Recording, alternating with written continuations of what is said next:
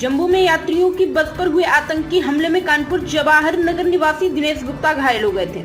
Dinesh Hallett अस्पताल उपचार कराने पहुंचे, लेकिन यहां आंखों की स्पेशलिस्ट डॉक्टर न होने के कारण उन्हें KGMU लखनऊ रेफर किया गया। वहां से भी निराश होकर वापस लौटना पड़ा। तो उन्होंने इनको बताया था,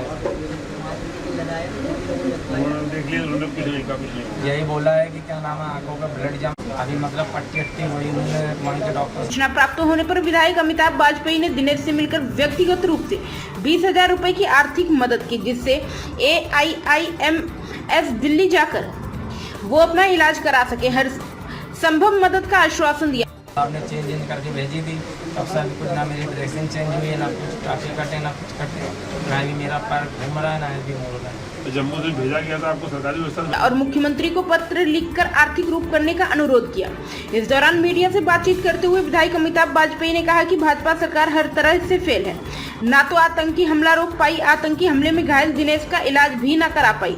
भाजपा के स्वास्थ्य मंत्री ब्रजेश पाठक पूरी तरह निष्क्रिय हैं, जनता पर ध्यान न देकर दूसरी पार्टी नेताओं को लाने में ज्यादा व्यस्त हैं। गरीब आदमियों को स्वास्थ्य सुविधा नहीं मिल पा रही है। क्या नाम है आपका?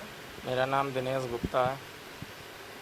आप कहाँ के निवासी हैं? मैं भैया सीसा माऊ क्षेत्र वार्ड 5 का जवान नगर का निवासी हूँ। अभी जो जम्मू में घटना हुई, आतंकी हमला हुआ था 20 वर्ष पे, उस बस में आप भी सवार? जी मैं भी था।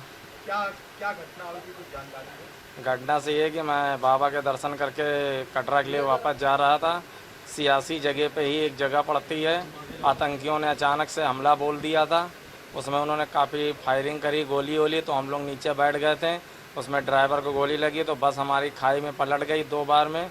उसमें काफ़ी ज़्यादा चोटें आई, काफ़ी गंभीरता से घायल हो गए थे। तो जब हल्का फुल्का उठने की कोशिश कर रहे थे तो वो लोग 15-20 मिनट तक नीचे उतर के गोली बारूद कर रहे थे। और उन्होंने मेरी टांग पे 2 गोली मार दी थी और मेरी टांग टूट गई थी। मैं जख्मी हालत में वहीं पड़ा था और मेरे सबसे ज़्यादा सिर में चोट आई है। मेरे आँखों का पर्दा फट गया है, मुझे एक आँख से कुछ दिखाई नहीं दे रहा है।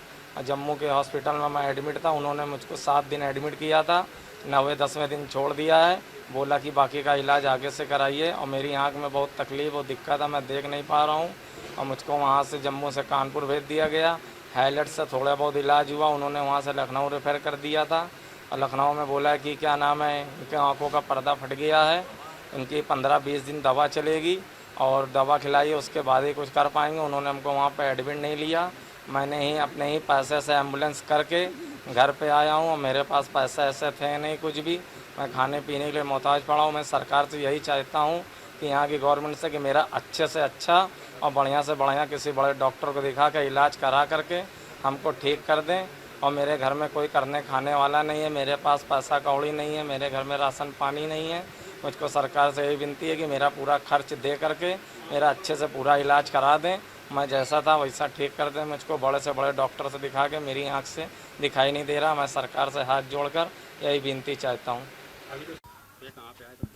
एक कानपुर का एक नौजवान दिनेश, ये जम्मू के पास ये घायल हो गया था आतंकी घटना में। शिवखोड़ी दर्शन करने गया था, वहाँ ये घायल हुआ था।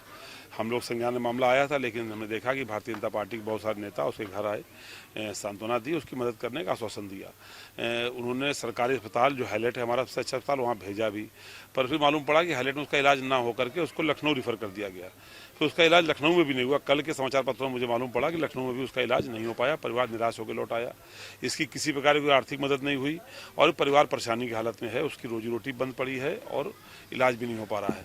तो ऐसे में हम समाजवादी जो पार्टी के हमारे कार्यकर्ता साथी हैं, उन्होंने खबर करी कि ऐसी परेशानी है, तो हम लोग आज मौके पर आए हैं। हम लोगों ने देखा है कि किस प्रकार से आतंकी घटना में घायल की कोई मदद सरकार द्वारा नहीं हो पा रही।